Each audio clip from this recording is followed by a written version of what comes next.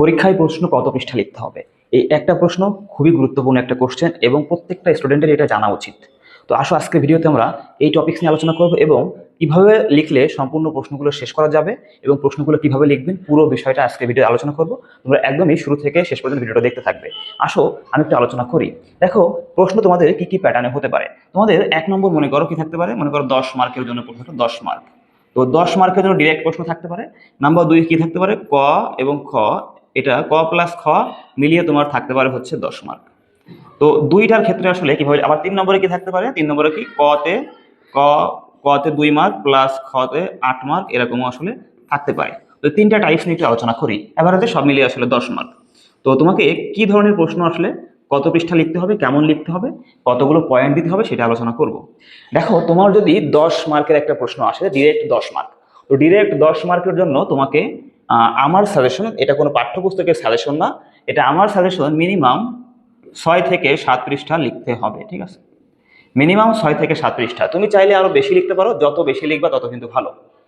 এখন আসো, এই যে 6 থেকে 7 পৃষ্ঠা তুমি লিখবা কার জন্য, সেটা হচ্ছে 10 মার্কের জন্য ডিরেক্ট। এখন তোমার যদি কি আসে, তোমার যদি ক প্লাস খ মিলিয়ে 5 মনে করো, তোমার কি আসলো এখানে যে 5 প্লাস 5 ইকুয়াল 10, সেক্ষেত্রে কত লিখবা? যখন 5 + 10 আসবে তখন তুমি কি লিখবা যে 3 + 3 ইকুয়াল হচ্ছে 6, অর্থাৎ পৃষ্ঠা, অর্থাৎ 3 পৃষ্ঠা করে তোমাকে লিখবা। জাস্ট আমার সাজেশন এটা। এরপর দেখো, তোমার যদি কি আসে, কতে 2 নম্বর আসে, খতে 8 নম্বর আসে, তাহলে ক নম্বর 2 নম্বরের জন্য জাস্ট 1 পৃষ্ঠা লিখবা। তাহলে এখানে কি যে 1 পৃষ্ঠা প্লাস। এবার এই খর যে 8, এর জন্য তোমাকে কি লিখতে হবে, 5 পৃষ্ঠা, তাহলে ইকুয়াল কত হলো, 6 পৃষ্ঠা। অর্থাৎ আমি যেটা দেখালাম মূলত, যে তোমাকে 10 মার্কের জন্য আমার সাজেশন, যে তুমি যেভাবে লেখো, ক খ গ আকারে আসুক আর যেভাবে আসুক, 10 মার্কের জন্য তুমি 6 পৃষ্ঠা লিখবা মিনিমাম, এটা হচ্ছে আমার সাজেশন। এখন আসো, এই যে 6 পৃষ্ঠা লিখবা, এখন একটা প্রশ্ন রয়েছে এর মধ্যে, যে ক নম্বরে 2 মার্কের যে প্রশ্ন আছে এটা আসলে কিভাবে লিখবো, আবার 8 মার্কের গুলো এগুলো কিভাবে লিখবো, আবার 10 মার্কের গুলো কিভাবে লিখবো। দেখো ভাইয়া, এই 2 মার্কের প্রশ্নের জন্য তোমাদের কি ভূমিকা, উপসংহার এগুলো কোনো কিছু দেওয়ার প্রয়োজন নেই। জাস্ট প্রশ্নে যে কথাটুকু চাইবে সেটা তুমি জাস্ট ব্যাখ্যামূলক আসলে এখানে লিখে দিতে হবে, ব্যাখ্যা। ঠিক আছে, এবার দেখো, তোমার যখন 8 মার্কের প্রশ্ন, এখানে কিন্তু পয়েন্ট দিতেই হবে, 100% পয়েন্ট দিবা। ঠিক আছে, পয়েন্ট দিতে হবে, পয়েন্ট না দিলে নম্বর অনেকটা কমে যাবে আর কি। পয়েন্ট এবং মিনিমাম, ধরো তুমি 8 মার্কের যে প্রশ্ন, মিনিমাম তুমি এখানে মিনিমাম 10টা পয়েন্ট দিবা, মিনিমাম 10টা পয়েন্ট, মিনিমাম 10টা পয়েন্ট।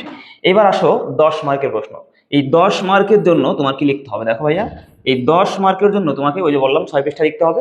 এর জন্য তোমরা মিনিমাম 10টা, চাইলে 10 থেকে 12টা পয়েন্ট ভাইয়া দিবা, 10 থেকে 12টা পয়েন্ট। এখন তোমরা মনে করতে পারো, এত পয়েন্ট আমি কিভাবে লিখবো?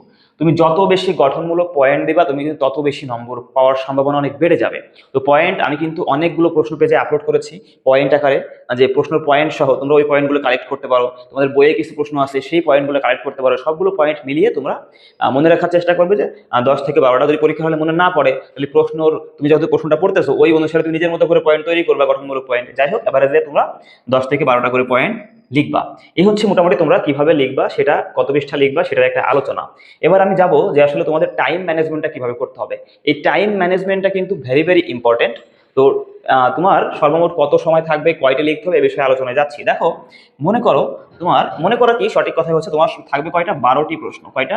12টি প্রশ্ন থাকবে, লিখতে হবে সেখানে, লিখতে হবে 8টি, তাই না? লিখতে হবে এখানে 8টি। এখন আসো, তুমি সর্বমোট সময় পাচ্ছ কয়টি, সর্বমোট সময় তুমি পাবা হচ্ছে 4 ঘন্টা। তাহলে তোমার সময় হচ্ছে এখানে 4 ঘন্টা। তো সময় 4 ঘন্টা, তোমাকে প্রশ্ন লিখতে হবে কয়টা, 8টি প্রশ্ন লিখতে হবে, 8টি প্রশ্ন লিখতে হবে। তো 4 ঘন্টার জন্য তোমাকে লিখতে হবে 8টি প্রশ্ন। তাহলে দেখো, তুমি এই 4 ঘন্টায় কত মিনিট হয়, 4 ঘন্টায় কিন্তু কত হয়, 240 মিনিট। তাহলে তোমাকে 240 মিনিটে লিখতে হবে কয়টি প্রশ্ন, 8টি প্রশ্ন। এখন তুমি যদি তাহলে তোমার এখানে একটা প্রশ্ন লিখতে কত সময় পাচ্ছ, দেখো তুমি ভাগ করো। এখানে তুমি যখন ভাগ করবা তখন তুমি দেখো, এই 240কে তুমি ভাগ দাও 8 দিয়ে, তাহলে কত হবে, 30। অর্থাৎ তুমি একটা প্রশ্নের জন্য পাচ্ছ হচ্ছে কত, 30 মিনিট, তাই না? তাহলে তুমি একটি প্রশ্নের জন্য 30 মিনিট, অর্থাৎ 30 মিনিট, অর্থাৎ তোমাকে 30 মিনিটে 10 মার্ক এনশিওর করতে হবে। এখন এই যে 30 মিনিটে তোমার 10 মার্ক এনশিওর করতে হবে, এর মধ্যে ক খ থাকতে পারে না, থাকতে পারে। যদি ক থাকুক, তাহলে আমি বলেছি 10 মার্কের জন্য তোমাদের মিনিমাম 6 পৃষ্ঠা লিখতে হবে। এখন 10 মার্কের জন্য যখন মিনিমাম 6 পৃষ্ঠা লিখবা, 6 পৃষ্ঠা লিখতে তুমি টাইম পাবা কত, 30 মিনিট। তাহলে দেখো 6 পৃষ্ঠা লেখার জন্য টাইম পাচ্ছ হচ্ছে কত মিনিট? 30 মিনিট। তাহলে তাহলে 1 পৃষ্ঠা লেখার জন্য টাইম কত পাবা? 1 পৃষ্ঠার জন্য তুমি টাইম পাবা হচ্ছে কত? এই যে 30 কে 6 দিয়ে ভাগ দাও, তাহলে কত হবে এখানে? 5 ছক 30, অর্থাৎ 5 মিনিট। 5 মিনিট মানে অনেক টাইম আর কি। তো 1 পৃষ্ঠার জন্য তো পাবা হচ্ছে 5 মিনিট। এর মধ্যে অনেক টাইম এদিক ওদিক করে মার্জিন টানায় লস হয়, সেক্ষেত্রে 5 মিনিট পাবো না, 5 মিনিটের একটু কম পাবো আর কি, কম। তো এই টাইমের মধ্যে তোমাকে 1 পৃষ্ঠা লিখতে হবে এবং সেই সাথে সাথে তোমার কি প্রশ্নপত্র দেখা আছে, প্রশ্ন চিন্তা করা, পয়েন্ট চিন্তা করা, মনে করা, এই জন্য টাইম একটু লস হয়। তো সব মিলিয়ে আসলে ধরে রাখবা তোমরা 4 মিনিটে বা 3 মিনিটে তোমাদের 1 পৃষ্ঠা শেষ করতে হবে। তো এই যে টাইম ম্যানেজমেন্টটা তুমি যদি এইভাবে করতে পারো, তাহলে আমার কাছে মনে হয় তুমি 8টা প্রশ্নই অ্যান্সার করে চলে আসতে পারবে। আর তুমি যদি 8টা প্রশ্নই অ্যান্সার করতে না পারো, তাহলে কিন্তু তুমি পরীক্ষায় অনেক বেশি পিছিয়ে যাবা, কারণ তুমি একটা প্রশ্ন অ্যান্সার না করা মানে 10 মার্ক ছেড়ে দেওয়া, তুমি 10 মার্ক আগে থেকেই বাদ। এখন অনেকেই আমাকে প্রশ্ন করেছো যে ভাইয়া, যে আমরা কি করব, যে আমরা 3-4টা প্রশ্ন পড়লে পাস করবো কিনা। দেখো 3-4টা প্রশ্ন পড়ে বা 5টা প্রশ্ন পড়ে পাস মার্ক কমন আসবে কিনা। তোমার কি মনে হয় যে পাস মার্ক কমন দিয়ে তুমি পরীক্ষায় পাস করতে পারবা? মনে করো তুমি লিখলে 10 মার্কের জন্য, তাই না? এই 10 মার্কের একটা প্রশ্ন লিখলে তুমি এখান থেকে পাবা কত ভাইয়া? তুমি যতই ভালো লেখো 10 মার্ক থেকে তুমি কি 10 পাবা? তুমি ভালো বড় জোর ভালো লিখলে 7 থেকে 8 পাইলে, বড় জোর অনেক যদি ভালো লেখো। 10-এর মধ্যে তুমি যখন 7 থেকে 8 পাচ্ছ ভালো লিখলে, তাহলে তুমি যখন 80 লিখবা, 80 মার্কেরই ভালো লিখলে তুমি কত পাবো ভাইয়া দেখো তো? তাহলে 80 মার্কেরই ভালো লিখলে তুমি কি 60 নম্বর মতো পাবা কত? ধরো তুমি 60 নম্বর পেলে, বা 60 সর্বোচ্চ দেখলাম সর্বোচ্চ 65 পেলে সাপোজ, তাহলে তুমি আসলে কত পাবা?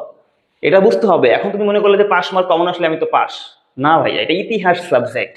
তো ইতিহাস সাবজেক্টে বাংলা লিখে নম্বর তোলা তো এত সহজ বিষয় না। তো তাহলে তোমাকে কিন্তু সবগুলো অ্যান্সার করতেই হবে।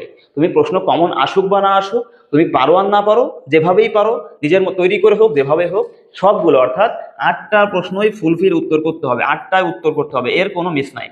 8টা উত্তর করতেই হবে। যদি এগুলো তোমরা করতে পারো, তাহলে তুমি একটু কনফিডেন্ট থাকতে পারো যে তুমি আসলে পাস করতে পারবা। তো এই ছিল মূলত এই বিষয় নিয়ে ভিডিও। যদি আরো কোনো ভিডিও আমার কাছে মনে হয় দেওয়া প্রয়োজন, আমি পরবর্তীতে আরো দিয়ে দিব, কিছুক্ষণের মধ্যে আপলোড দিব। তোমাদের কোনো তথ্য জানতে হলে অবশ্যই কমেন্টে জানাবে। ভালো থাকো, সুস্থ থাকবো সবাই, পড়াশোনা করো মনোযোগ দিয়ে, কোনো রকম সময় নষ্ট করার দরকার নেই এবং রিল্যাক্স থাকো।